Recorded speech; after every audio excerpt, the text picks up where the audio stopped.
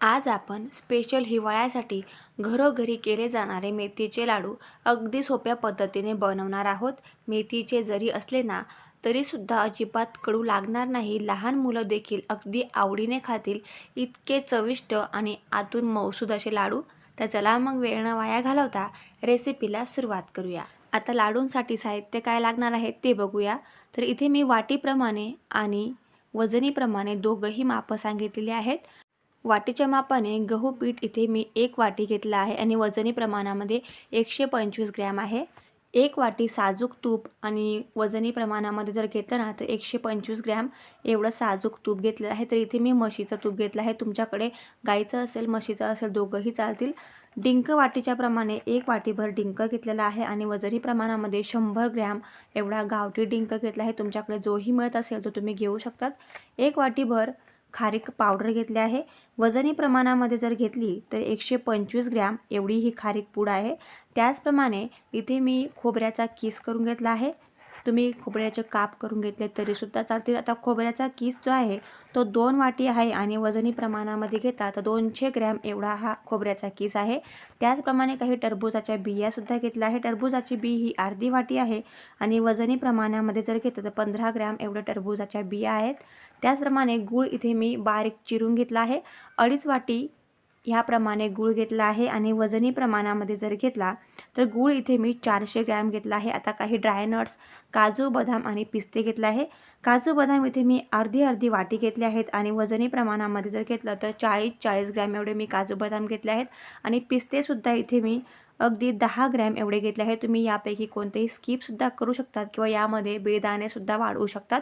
तुमच्या आवडीनुसार तुम्ही ड्राय नट्स घेऊ शकतात. त्याचप्रमाणे इथे मी अगदी 25 ग्रॅम एवढी ही मेथीचे दाणे घेतले आहेत.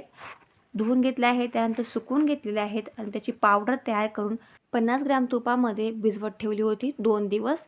आता लाडू बनवायला सुरुवात करूया. एक जाड तळाची कढई घ्यायची आहे आणि गॅस आपल्याला मंदच ठेवायचा आहे आणि मंद आचेवर आपल्याला खोबऱ्याचा किस छान बदामी रंग येईपर्यंत भाजून घ्यायचा आहे. गॅसची फ्लेम आपल्याला अजिबात हाय करायची नाही. लो फ्लेमवरच आपल्याला हा खोबऱ्याचा खीस छान भाजून घ्यायचा आहे. पातळ काप केले असतील तर 1 चम्मचभर तूप घ्यायचं आहे आणि तुपामध्ये अगदी छान बदामी रंग येईपर्यंत खोबरं छान भाजायचं आहे.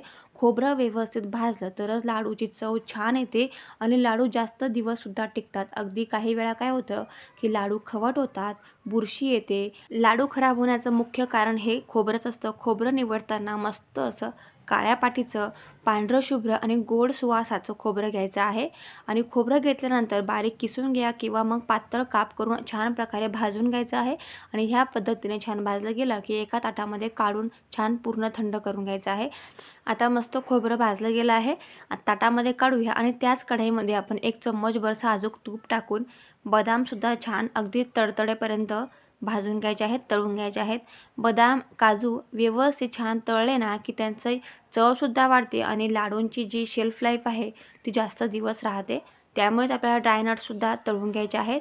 तर बदाम आपल्याला छान अगदी त्याची वरची जी साल आहे ना ती अगदी तडतडेपर्यंत आपला छान बदाम भाजून घ्यायचे आहे आणि गॅसची आपल्या फ्लेम अगदी मंद करायची आहे आणि मंद आचेवरच आपल्याला सगळं साहित्य व्यवस्थित भाजायचं आहे. बदामसुद्धा मस्त असे तळले गेले आहेत. आता एका लहान डिशमध्ये आपण बदाम काढूया आणि त्याच शिल्लक राहिलेल्या तुपामध्ये काजूसुद्धा छान तळून घेऊया. काजू तळत असताना अगदी हलकासा सोनेरी रंग आला की यामध्ये आपण पिस्ते टाकणार आहोत. कारण पिस्ते जास्त भाजण्याची गरज नाही, कारण ते अगोदरच खूप मस्त असे भाजलेले असतात. त्यामुळे थोडेसे काजू तळले गेले की त्यामध्येच आपण पिस्ते टाकणार आहोत आणि अजून 1 ते 1.5 मिनिटापर्यंत हे सगळं मिश्रण आपण छानसर तळून घ्यायचं आहे आणि लगेच त्याच बदामाच्या डिशमध्ये आपण हे ड्राय नट्ससुद्धा काढून घ्यायचे आहेत आणि मस्त असे गार होऊ द्यायचे आहेत. यापैकी एखादा ड्राय नट्स तुम्हाला आवडत नसेल ना तर स्किप केला तरीसुद्धा चालेल किंवा मग यामध्ये तुम्ही बेदाणे, अक्रोड वाढवले तरीसुद्धा चालतील. आता याच शिल्लक तुपामध्ये आपण काही टरबूजाच्या बियासुद्धा छान अगदी हलकासा गोल्डन रंग येईपर्यंत छान फुलेपर्यंत परतून घ्यायच्या आहेत. ह्या बिया आपल्या वेगळ्या डिशमध्ये काढायच्या आहेत. वेगळ्या डिशमध्ये का काढायच्या तर मी तुम्हाला पुढे सांगतेच. या लाडूंमध्ये तुम्ही खसखससुद्धा टाकू शकतात. जर तुम्हाला खसखस टाकायची असेल ना तर स्टार्टिंगलाच तुम्ही जेव्हा कढई आपली कोरडी असते ना तेव्हाच 1 चमचाभर खसखस भाजून या लाडूंमध्ये टाकू शकतात. तर इथे मी खसखसचा वापर केलेला नाही. आता बिया काढूया आणि त्याच कढईमध्ये 2 चम्मचभर आपण साजूक तूप टाकूया. तूप मेल्ट झालं की थोडा थोडा डिंक टाकूया आणि अगदी छान फुलेपर्यंत छान परतून घ्यायचं आहे. गॅसची फ्लेम आपला मंदच करायची आहे आणि मंद आचेवर आपला हा डिंक परतायचा आहे. कारण काही वेळा काय होतं की गॅस आपण फुल करतो आणि डिंक आतपर्यंत व्यवस्थित तळला जात नाही आणि जेव्हा तो लाडूंमध्ये दाताखाली येतो ना, तर दाताला अगदी मोठा ठणका लागतो. त्यामुळे कधीही डिंक तळताना अगदी गॅसची मंद आच करायची आहे आणि मंद आचेवर छान असा फुलेपर्यंत आपला पूर्ण डिंक असा थोडा थोडा तळून घ्यायचा आहे. डिंक तळल्यानंतर मी वेगळ्या ताटामध्ये हा डिंक काढलेला आहे. आता शिल्लक राहिलेल्या तुपामध्ये आपण खारीक पूडसुद्धा 2 ते 2.5 मिनिटापर्यंत परतून घ्यायची आहे. खूप जास्त परतण्याची गरज नाही, कारण खारीक ही जी आहे ना, ही गोड असते, त्यामुळे तळाला चिटकण्याची शक्यता असते. म्हणून गॅसची फ्लेम आपला मंदच करायची आहे आणि मंद आचेवर आपला 2 ते 2.5 मिनिटापर्यंत खारीक छान भाजून घ्यायची आहे. आता मस्त अशी खारीक भाजली गेली आहे. खारीक आता एका मोठ्या परातीमध्ये आपण काढून घ्यायची आहे. ज्या परातीमध्ये आपण लाडू बनवणार आहोत ना, त्याच परातीमध्ये किंवा मोठ्या कढईमध्ये आपण खारीक पूड काढून घ्यायची आहे आणि अशी पसरून द्यायची आहे, म्हणजे पटकन गार होईल. आता त्याच कढईमध्ये आपण 1 चम्मचभर साजूक तूप टाकूया आणि गव्हाचं पीठ छान थोडासा हलका रंग सोनेरी होईपर्यंत मस्त असं परतवून घ्यायचं आहे.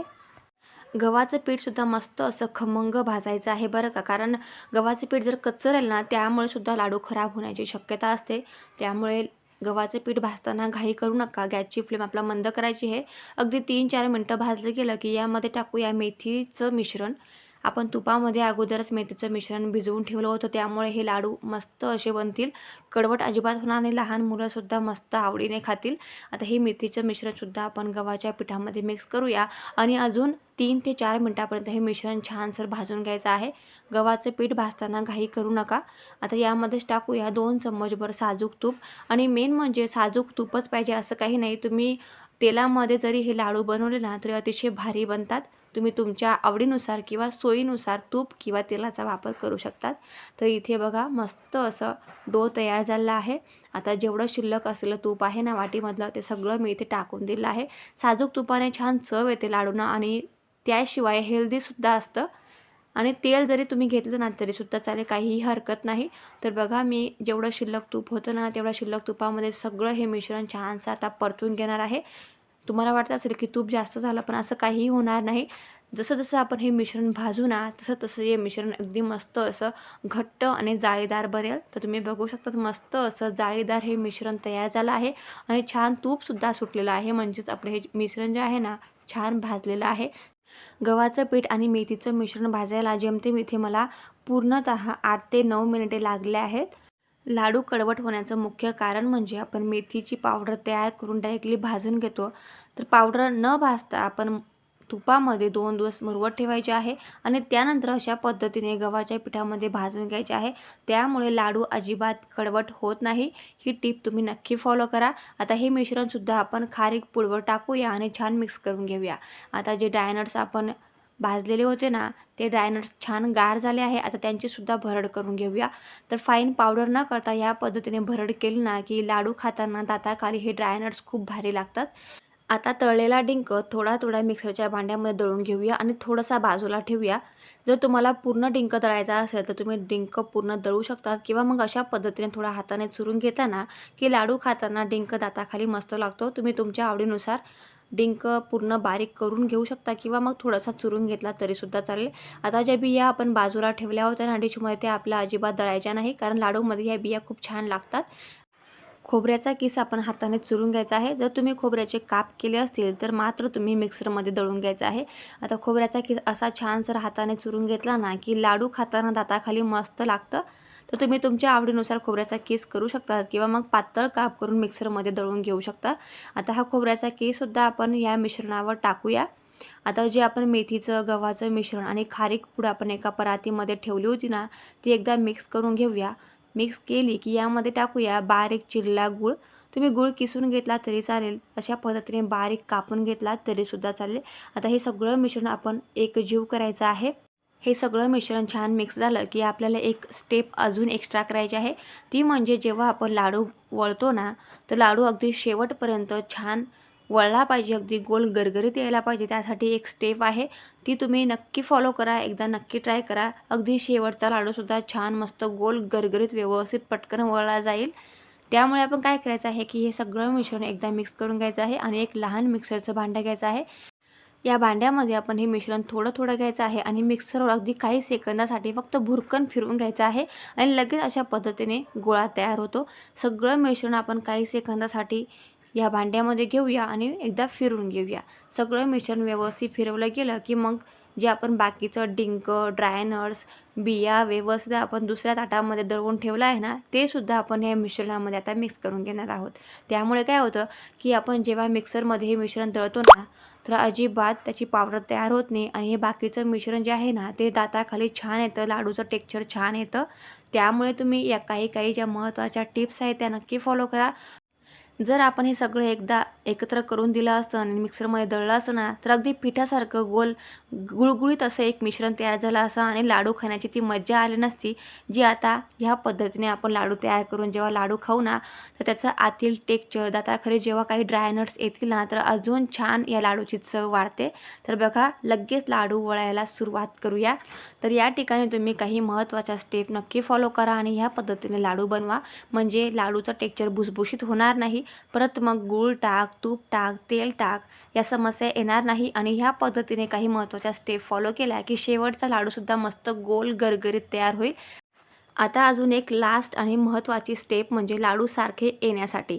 तर इथे आपण मुठीच्या आकाराने मिश्रण घ्यायचं आहे आणि लाडू पटकन गोल-गोल तयार करून घ्यायचा आहे. म्हणजे लाडू सारखे तयार होतील. किंवा मग एखादी तुमच्याकडे पळी असेल, पळीच्या मापाने मिश्रण घ्यायचं आहे आणि लगेच गोल-गोल लाडू तयार करायचे आहे. तुम्ही लहान मोठे कोणत्याही साईजचे लाडू तयार करू शकतात.